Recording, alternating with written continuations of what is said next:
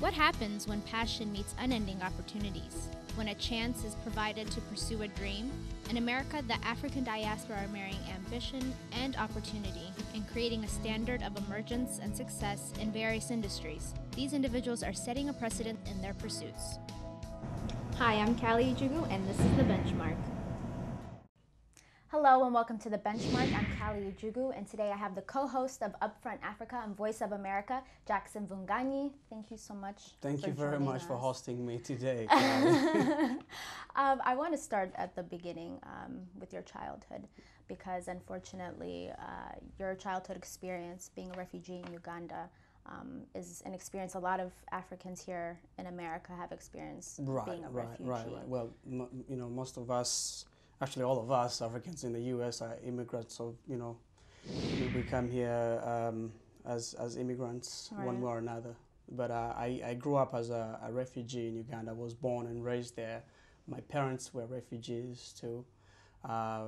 Fortunately, I don't know if I would consider myself a refugee in the USA. I mean, I'm an immigrant, but not necessarily a refugee. Right. Yeah. So you started in radio early on in your teens. Yes, I started at 18. There was an audition at the national radio in Rwanda. I was just finishing my high school, waiting to go to law school, because you go to law school over there is not like law school over here. After high school, if you get a good grade, you go to law school or medical school. So I was waiting, and there were auditions. They called for presenters for a youth show. Okay. I applied with very many others. I was lucky to be chosen. So, and at the time, Rwanda, that was around '96, just after the genocide in Rwanda. Rwanda being a francophone country, there were very few English speakers at the time. Mm-hmm. So probably that also increased my chances, and in a way, kind of catapulted me to the limelight, because I was given this show on the radio, mm-hmm, not to co-host, but to host a show. For a 18-year-old, that's a big challenge. Oh, yes. And so I was learning on the job. So it was a very interesting experience. But as you said, in a lot of African countries, as soon as you graduate high school, you don't really have options in terms of career choices. You're kind of tested into a profession. And in fact, at the time when I started, because I went to college there for 2 years, and I was the only student at the time who had a job. Unlike in the U.S., where you go to college and you work in part-time jobs in McDonald's and all these other places, the only place that can hire you there, really, there is a very small private sector. Mm-hmm. It's something that is all over the continent. Government is the biggest employer. That station is a government station, by the way. So I was lucky enough to hold a position at the, and also go to law school at the same time. Right. Well, the reason why I had begun that question is because I'm curious to know, when you were younger, growing up, were there any kind of inklings or feelings that, oh, maybe I would like to one day get into media or broadcasting, or was it just an opportunity that presented itself? That's a very good question. I started around the age of 15. I started writing. I was in boarding school. Okay. So I remember quite vividly, we had issues with our school administration at the time. And I started writing. I used to read newspapers. Until now, I read a lot. I read a lot of news. I'm a news junkie. 2 a.m. in the morning, I wake up to go get a glass of water downstairs. I will pull up my cell phone and go on the website to read the news. I've been like that for the longest time. So I grew up with in a family where my brother used to bring newspapers a lot. So I used to read a lot of newspapers, and I felt that was a good way to express any type of, yourself, expressing yourself and dissatisfaction to any systemic failure. And our school administration at the time had issues, and I started writing. I remember my school, I called it the silent I. We used to write it on, it was me and two other guys. We used to write it by pen on a notebook and and pin it on the school, you know, what are they called? Board. Boards, bulletin boards, yes. That is how my career in journalism started. Then I got a little bit in trouble in my, it's called a senior 5, which is 1 year before you go to the university. I remember quite well getting into a bit of a misunderstanding with our director of, I think they're called director of careers or something. They had a policy at school where you're supposed to speak only English. And I felt that was just wrong. You know, I thought there was a very colonial mentality to have, you know, to require of children, students, to speak only English and none of their vernacular. And so I protested against it, and I wrote something, and I started speaking our local vernaculars, our local languages. I speak very many of them, by the way, in Uganda. I speak about 10 of them. Oh my God, fluently? Yeah. Wow. I mean, that's the way we survive. You had to learn the languages. Of course. But so I was made of an example of. And they threw me out of school. They suspended me for a month. They didn't expel you completely, though? No. Okay. But it was almost like an expulsion, because after that I really never felt that I fit in that school. And they kind of labeled me, because it was at the time it was also in a way a political decision, because we were campaigning for school leadership, which was a process where you go for elections and everything, and I was quite popular, and they was like, this guy is a troublemaker, there's no way we can let him get into, you know, leadership position. He's already giving us a hard time as a you know, but so they let me go during that period. So I didn't get elected. I missed out on the chance to be a student leader, and when I came back, I was there for just a couple of months, and I left and I changed school. Yeah, so that's how my foray into journalism started.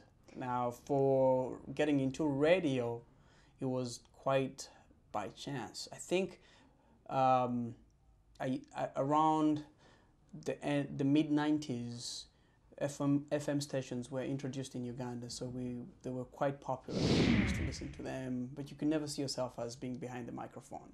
You know, I first got on camera, I think, at the age of 16, like this type of interview where we used to have something called Straight Talk. Okay. You know, as you can imagine, it was about sex among teenagers and stuff. And that was my first foray into TV, and I guess this is my ever since then I've been interviewing, not being interviewed. Okay. Yeah. Role reversal now. Now, you said that you began with writing, and then you went into radio. When you began with VOA, you said that you were doing some video producing. Right. I came into VOA as an intern. I went to school down the street of the American University. When I came in as an intern, I was like an assistant to a producer. And then one of the producers quit, I guess. That's how they hired me, or either that or I did some really good stuff. Or I'd love to think that they, it was fit. But yeah, I started as a producer. I started doing TV production, mainly health-related issues, which is something that I'm really passionate about. Kind of put the word out there on issues related to, maternal health, HIV/AIDS, and things of that nature. And so that's how I got into television. When I started off at VOA, I was only doing TV, and I never even thought I was going to do radio. So which medium do you feel better? I love being behind the microphone. One, because you don't get to see me. Now, I don't look good on camera. Number two, because I don't know. First of all, I always say that I have a lot of stuff to say, that if I didn't have that medium of expression, radio, I would blow. But I love radio. I thought at some point I was going to go into documentary filmmaking. That's a dream that is probably going to happen sometime down the road. when I get tired of radio, maybe tomorrow, 2 weeks, hoping my boss doesn't see this and starts looking for replacements. But I feel to me that with radio you express yourself in a very uninhibited way. Video is very visual, so you are worried about how you look, right? You have and to kind perform. of it's a performance that takes away from what you're about to say. That's why you have teleprompters, and when you're doing TV, you have to be really perfect, spot on. Radio, you can swing it and be natural. Right. Well, the amazing thing about your program is that you simulcast with your co-host. Right. And she's in South Africa, you're here. What is that dynamic? It is a very interesting show in that it's the first of its kind, at least on the continent, if not anywhere, that we have two co-hosts. And this is, thanks to my boss, who's very very visionary lady. She decided that when she started the show that she wanted somebody to be best on the continent, to give it that continental edge, the African feel, because our main target is African listener, young listener, college student, young professional, but of course everybody's welcome to listen to it. So she works in radio over there, I work in radio, so we go into studios. It's challenging, of course, technologically, getting two people in different countries that have different levels of technology and time zones to do a radio show. But we've been doing it since 2007, so it's been working. It's really good. I like it. I always tell people that if I wasn't doing my show, I would be listening to it. I put a lot of hard work into it. I think it's interesting that using the perspective of having on ground, it's a show about Africa, and having your co-host in Africa providing that on ground real perspective. What do you think about the narrative or the debate with journalists who maybe not on the ground, like say for example an American journalist here reporting on what's going on in North Africa? Right. What do you think about not being on the ground? And well, that brings out the wider debate of can an American claim to be an expert on Africa? Right. But going back to journalism, I think technology has kind of brought the world so close that you can report on something in a location without being there, but really you cannot give it the real life feel of it, but it does not inhibit you anymore. That distance has not become as it was back in the day. If you're not in a location, you won't know what is going on over there. But now technology has given us that eye and feel. However, on the other hand, you cannot report as an expert on an issue if really you've not been on the ground. That's why when there was a tsunami and earthquake in Japan, the next day CNN sends their star reporter. Of course, yeah. ABC does the same thing because they understand the importance of on-ground real-time reporting and the effect it has on the viewer, because you want to feel like the person who's giving you the news or the story is right there. Right. But in our case, Nadia provides that perspective, but because we don't talk about topical issues a lot, so we don't talk about, say, for example, ours is more like a feature discussion. We talk about issues ranging from music to abstract issues to real life issues to politics. Anything goes. Anything that a young person in Africa would love to listen to us talk about, we talk about it. Right. But also we put a lot of research into it, because I want somebody who is researching, and this was my aim. I want somebody who's researching a topic. A student in Africa wants material on say, let me see. Our last topic was about anxiety and exam sickness, which is something that happens a lot for young people who get to do the national exams. I want somebody who's researching on that to go onto our show and listen to it and get something tangible that they can write about. Right. You know, I don't want it to be flaky, you know, because we could do that too. It'd be easier. But I want to have a little substance, more meat to it. So we put a lot of hard work and time into it. Right. Like you said, it's a lifestyle show and you range various topics. But you talk about politics a lot. Yes, I do. And when you talk about politics, you don't shy from the controversial either. No. How is it that you feel so comfortable? And that's also the other aspect of my job is I was able to morph the blog related to the show into an online, give it its own identity. Upfront Africa. The show is called Upfront, but Upfront Africa is the online version of the Upfront show radio. On there, I do like special interviews with personalities, with individuals that I know very many African reporters probably don't get access to. The advantage of being in my position at VOA is that I get access to many people, if not anyone that I wanted to talk to. And so by that I create programs. I wanted to put a spotlight on different people, on different issues. If it's politics and there's something controversial going on and people are asking about it, I feel like I have the opportunity to give them answers by bringing that person onto the show, and as we say in the show, being upfront with them. And yeah, some say it's controversial. I say we're looking just for the truth, for the facts. Right. Well, I think a lot of Africans are very leery with treading on politics. I mean, especially you having been a refugee. Oh yeah.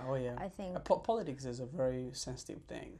But you go at it with such comfort. That's what I'm trying to get at. I guess I've been talking about politics for such a long time that I know how to make the uncomfortable seem comfortable. For example, recently I was talking to this reporter, a friend of mine also, but he's very highly successful. One of the few reporters that I really highly respect. But I put him on the spot on an issue that is going on in the media about him being very close to the political establishment in the region, and by that it could hinder his ability to be able to be an outside critic, and we talked about that. And I know people wanted to hear him say what he feels about the criticism he's been getting in the media about it. So I gave him that platform. I didn't attack him.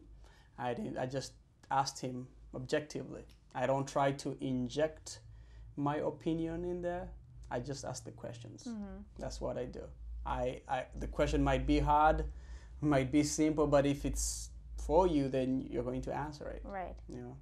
Now, the show in a climate where the demographic is not reached, you reach young Africans. Oh yes. If you remember the U.S. President Obama, on his visit to the continent, he spoke about how the African youth demographic has been.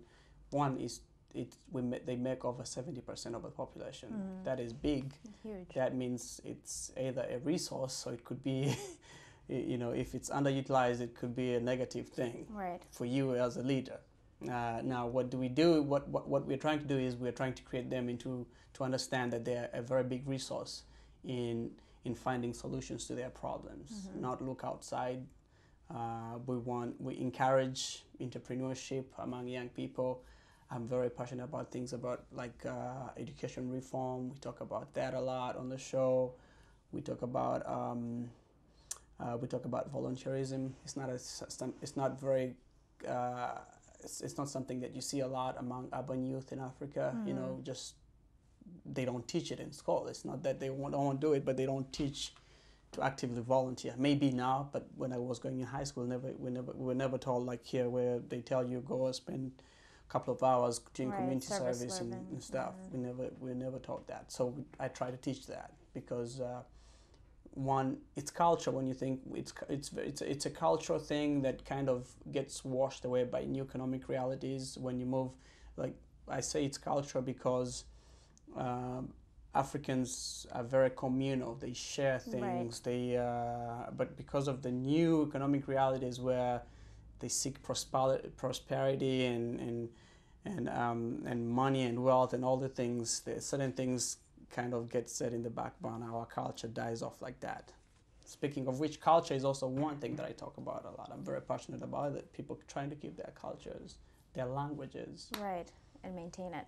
Maintaining it, very important. If there's, I mean, it may be hard, but if there's one story that you think mainstream media is not covering about Africa, that untold story of whatever topic, what could you name one maybe that you would think? It's the success stories on the continent, because we love to dwell on, you know, the adage what bleeds leads. You know, we love to dwell on the negatives. We love to point out those things, but there's so many success stories on the continent.